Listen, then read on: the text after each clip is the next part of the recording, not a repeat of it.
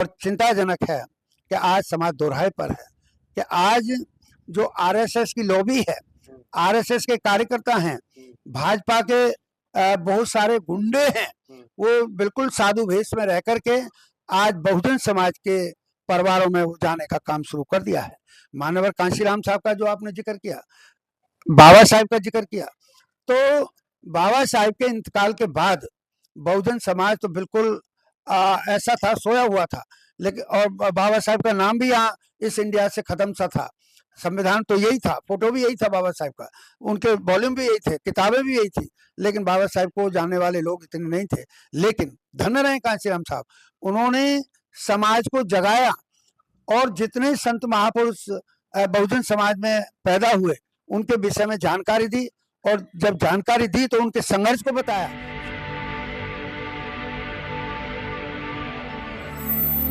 जय भीम, मैं मेवालाल और आप देख रहे हैं बहुजन समय। साथियों, जैसा कि आप सबको मालूम है कि मैं समाज के जो दर्द है उसको, जो घटनाएं होती हैं उसको मैं आप तक पहुंचाने के लिए कोशिश करता रहता हूं, और जो सामाजिक चिंतक हैं, समाज के दुख दर्द में जाते हैं और लोगों को जो आवाज उठाने के लिए जगह जगह वो भी प्रयास करते हैं, ऐसे लोगों के पास मैं जाता हूं और आपका जो सवाल होता है उसको लेने की कोशिश करता हूं। कहीं गलत हो जाए तो आप काट देना। क्या नहीं लगता कि समय समाज दो राहे पर खड़ा है, कि जिस तरह से मानव काशीराम जब उभरे थे तो समाज उस समय भी दो राहे पर था, तो साहब ने आया तो समाज को एक दिशा दिया। तो आज क्या समाज जो चौराहे पर नहीं खड़ा है, क्या लग रहा है सर? आपका चिंतन एक समाज सुधारक की हैसियत का है कि वास्तव में आज बहुजन समाज और सर्व समाज में भी जो लोग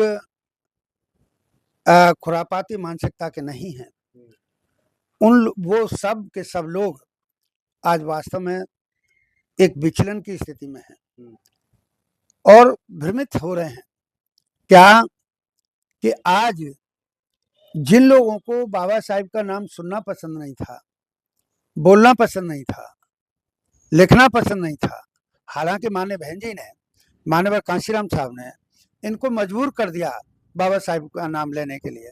कैसे कि जो उत्तर प्रदेश में अंबेडकर नगर बनाया, अब यदि मेरी कोर्ट में कोई आता है गवाही देने तो मैं उससे पूछूंगा, हाँ भाई क्या नाम है, तो वो नाम बता देगा। हाँ भाई कहाँ के रहने वाले हैं, ये साहब अम्बेडकर नगर का। अच्छा, अम्बेडकर नगर के हो, लिखो तो चिट्ठी लिखो मेरे नाम में, तो वो चिट्ठी लिखता है और अपने एड्रेस में अम्बेडकर नगर उत्तर प्रदेश लिखता है। तो उसको बोलना पड़ा कि मैं अम्बेडकर नगर से आया हूँ, बाबा साहब का नाम बोलना पड़ा। और जब मैंने कहा अच्छा अच्छा अच्छा अम्बेडकर नगर से आए हो, तो बाबा साहब का नाम उसको सुनना पड़ा। और जब मैंने कहा भाई मेरे नाम में एक चिट्ठी लिखो, तो उसको फिर अपना एड्रेस में अम्बेडकर बाबा साहब का नाम लिखना पड़ा। तो लेकिन आज बात आपकी सही है, जनक है कि आज समाज दोराहे पर है कि आज जो आरएसएस की लॉबी है, आरएसएस के कार्यकर्ता हैं, भाजपा के बहुत सारे गुंडे हैं, वो बिल्कुल साधु वेश में रह करके आज बहुजन समाज के परिवारों में वो जाने का काम शुरू कर दिया है।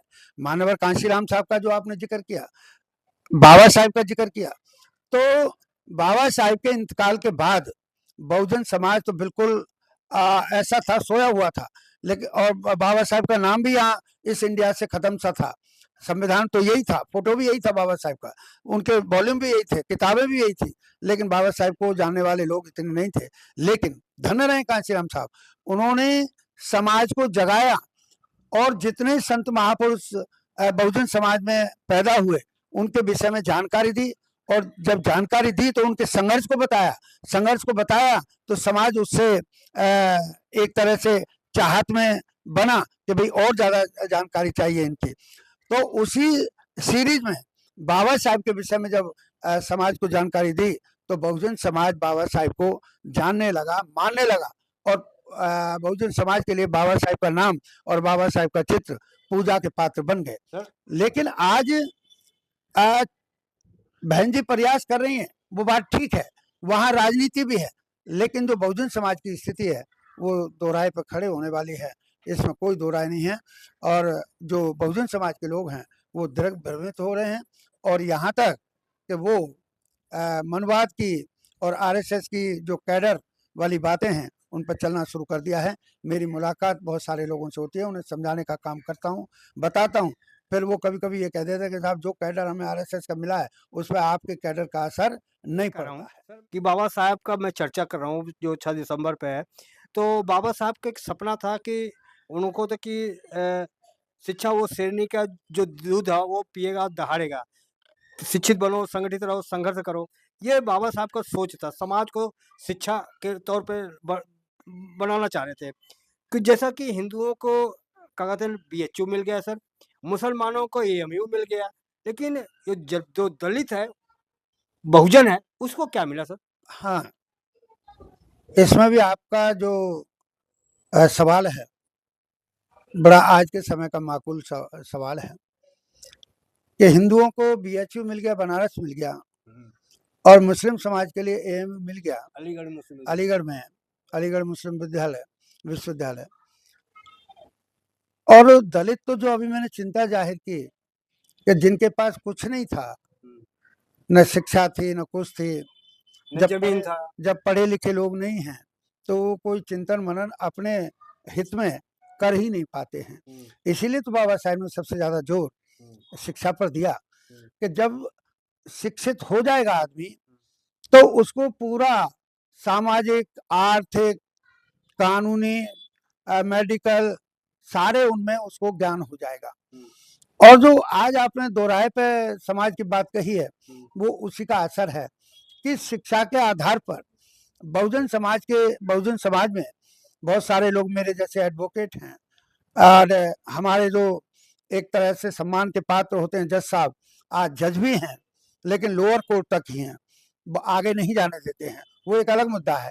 इंजीनियर हैं, मास्टर हैं, और डॉक्टर हैं, और भी जो अच्छे अच्छे पद हैं, डीएम है, तो डीएम का आईएएस भी है, आईपीएस भी है।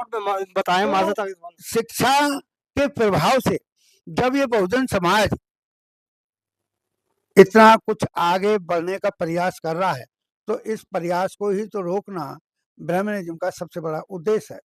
क्योंकि उन्होंने कहा, जो देश के प्रधानमंत्री हैं, कि आप लोग हुनरमंद बनो। क्या?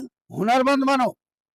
अब हुनरमंद क्या होता है कि जो पुश्तैनी काम है उसे करो, लेकिन बहुजन समाज के लोग समझें या ना समझें कि जो हुनरमंद होता है उसको साल में 2 बार या 3 बार या 4 बार मेहनताना मिलता है, मतलब पूरा गुलाम हो जाता है। जैसे जो जाटव है, जाटव का जो पर्यायवाची वो शब्द है वो चमार है, तो चमार का जो पुश्तैनी धंधा होता था, ये ब्राह्मणवादी लोग आज जाटव वंश को और सरुकाश के लोगों को उनके जो धंधे रहे हैं, पुश्तैनी धंधे रहे हैं, उसी पर रखना चाहते हैं, आगे बढ़ने देना नहीं चाहते। क्योंकि आगे शिक्षा जब शिक्षित हो जाएगा तो वो आदमी आगे बढ़ने का प्रयास करेगा, नौकरी मांगेगा, सम्मान मांगेगा, सुरक्षा मांगेगा, चिकित्सा मांगेगा, लेकिन इतनी अकल इनमें ना रहे, इनकी बुद्धि का इतना विकास न हो, इसलिए वो लोग जो है। मेरा उत्तर नहीं आया सर, मेरा उत्तर नहीं आया। मैंने ये बोला कि मुसलमानों को तो मिल गया, हिंदुओं को मिल गया, तो बाबा साहब ने जो पढ़ने के लिए जो भेजा था, वो उसके बदले में तो बाबा साहब ने तो मांगा था, उस पर मैं चाह रहा था आपको उस पर बताएं थोड़ा। देखिएगा, बाबा साहब का जो कहना रहा है शिक्षा का, तो शिक्षा के क्षेत्र में तो बहुजन समाज कुछ आगे बढ़ा है। नहीं, किसी को तो भेजा था तो बाहर विदेश पढ़ने के लिए ना बाबा साहब ने। नहीं तो वो तो सही माने में कह दूं कौमी गद्दार रहे, समाज के गद्दार रहे। और बाबा साहब ने भी अपने अल्फाजों में कहा है कि जिन लोगों को मैंने विदेश इसलिए भेजा कि वहां से शिक्षित होकर के आकर के वो यहाँ पर समाज को आगे बढ़ाएंगे, लेकिन वो लोग केवल पेट के बाबू बन गए, वो केवल पेट पालने में ही लग गए, उन्होंने समाज का काम कुछ नहीं किया। तो वहां फिर दूसरा शब्द आ जाता है कि धन रहे कांशीराम साहब, जिनको बाबा साहब रोते रोते चले गए, मानवर कांशीराम साहब ने उन्हीं पढ़े लिखे लोगों से, उन्हीं नौकरीबंद लोगों से काम लिया है। सर मैं थोड़ा एक घटना आपको बता रहा हूँ, मेरा कार्ड देना अगर गलत हो तो।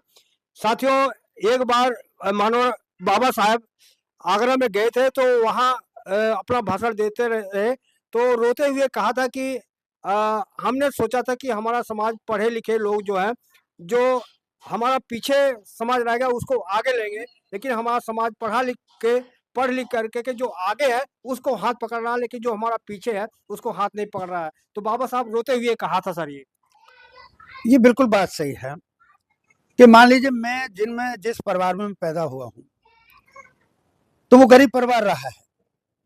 आज यदि नौकरी के बाबत मेरे पास कुछ ठीक ठीक रोटी है, तो मुझे वास्तव में प्राकृतिक व्यवस्था से भी और भले कर्म की जो व्याख्या है उसके आधार पर और बाबा साहिब के आदेश पर मुझे जो मेरे से कुछ निम्नतर रह गया है, चाहे शिक्षा में, चाहे किसी तरह की नौकरी में, चाहे कहीं व्यापार में, तो मेरे पास जो ज्ञान है मुझे वो बातें करके उसको आगे बढ़ाना चाहिए। बाबा साहिब का रोना बिल्कुल ठीक रहा है, लेकिन मेरे जैसे आदमी जो हैं वो लोग तो प्रयास करते हैं। मैं भी भरपूर मात्रा में 24 घंटे लगे रहते हैं। मेरे घर जो रात को 2 बजे भी आकर के लोग जगाते हैं, तो मैं भरपूर मात्रा में बिना कुछ लिए दिए उनके मदद करता हूँ, चाहे किसी पुलिस थाने का मामला हो, चाहे कोई केस हो, समझा कर करते हैं। सर, मैं यहाँ तक जानता हूँ सर, हमारा जो दलित समाज है, जब बड़ा पद में पहुँच जाता है तो जिस बस्ती में रहता है सर,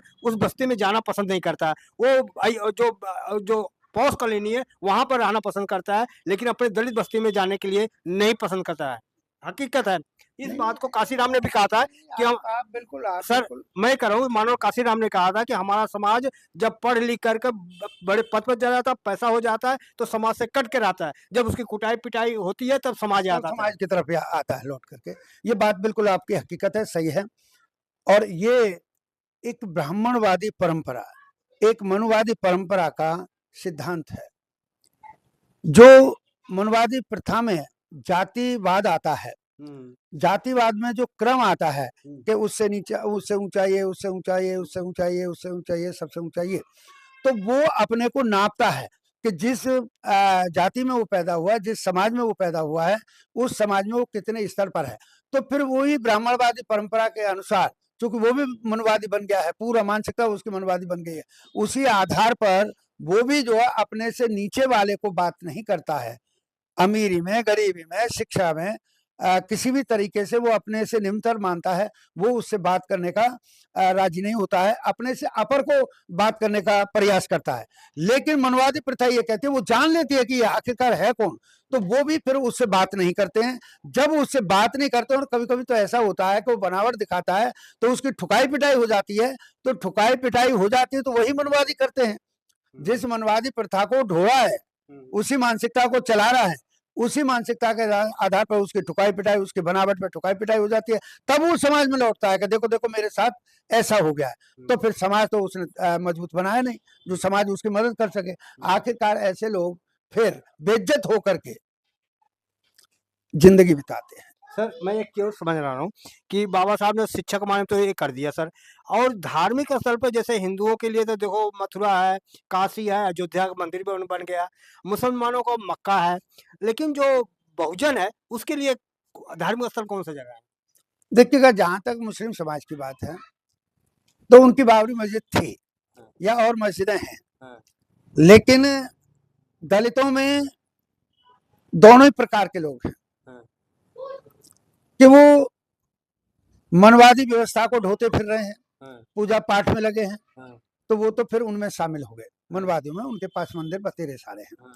लेकिन जिनको शिक्षा के आधार पर और शिक्षित होकर के जिन्होंने बाबा साहब को संपूर्ण पढ़ लिया कि उन्होंने धर्म के विषय में आजादी दी, तो इसीलिए दी, और उन्होंने सारे धर्मों को पढ़ करके, समझ करके, जान करके, तब फिर उन्होंने फैसला लिया कि वो तथागत के सिद्धांतों में यकीन करेंगे, तथागत के सिद्धांतों की जिंदगी जिएंगे, पंचशील का आचरण बनाएंगे, और उसी चीज को वो कह करके गए।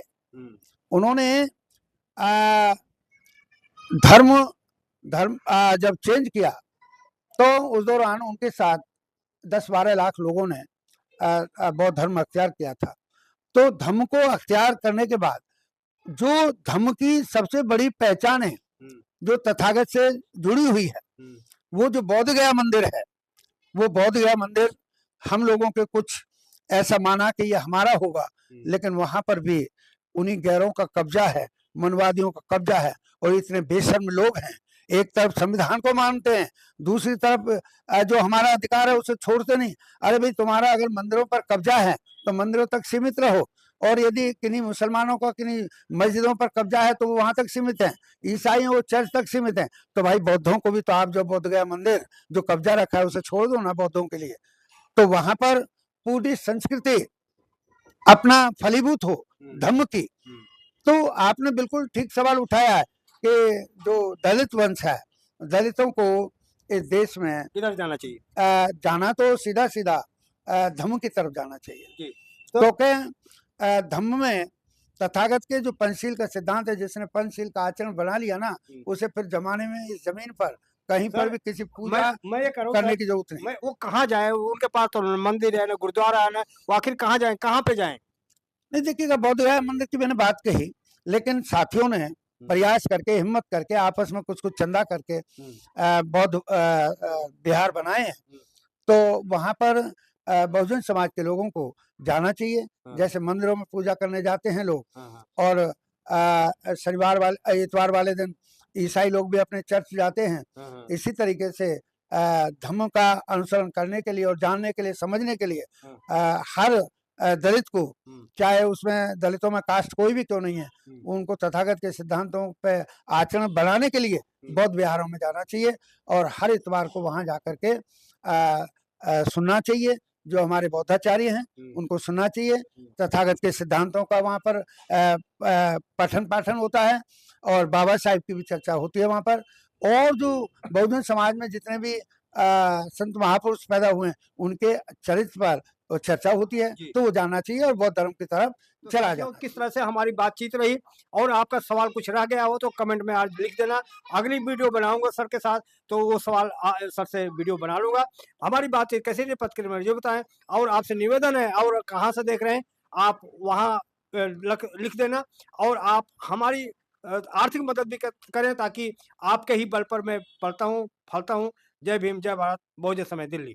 धन्यवाद सर। बहुत बहुत धन्यवाद। और मेरा भी अनुरोध है कि जो सार्थक बातें हैं, सार्थक ज्ञान है, बहुजन के लिए कल्याणकारी है, उस तरह के विचारधारा को प्रचारित प्रसारित करने के लिए जो बहुजन समय चैनल, जो लोकप्रिय चैनल है अपने आप में, वो काम करता है, तो मदद बनती है। क्योंकि आर्थिक बल के बगैर कोई भी आदमी किसी भी विचारधारा का प्रचार प्रसार नहीं कर पाएगा। तो उसके लिए मेरा भी आपसे अनुरोध है, करबद्ध है, कि भाई जो हर धर्म में दान पारमिता का शब्द आता है कि दान करना चाहिए, तो इधर उधर न करने के बजाय जहाँ, और हम ही अपने पिटने का रास्ता तैयार करते हैं, मंदिरों में जा कर के उनको दान देने से अपनी पिटाई का ही हम वो करते हैं। लेकिन यहाँ पिटाई बचने का आप लोग रास्ता समझाते हैं, सुझाते हैं लोगों को। तो उस तरह की आर्थिक बल का दान पारमिता के तहत बहुजन समय जो चैनल है उसके लिए 90% हमारे वीडियो को देखते हैं लेकिन कमेंट नहीं करते। आप लोग से निवेदन है कि आप कमेंट में जरूर लिखा करें कि आप कैसा लगा वीडियो, और आप कैसा वीडियो देखना चाहते हैं। आपका ही मदद, आपका ही कमेंट हमारे लिए भाग्यशाली है, और हम आगे बढ़ सकते हैं। धन्यवाद।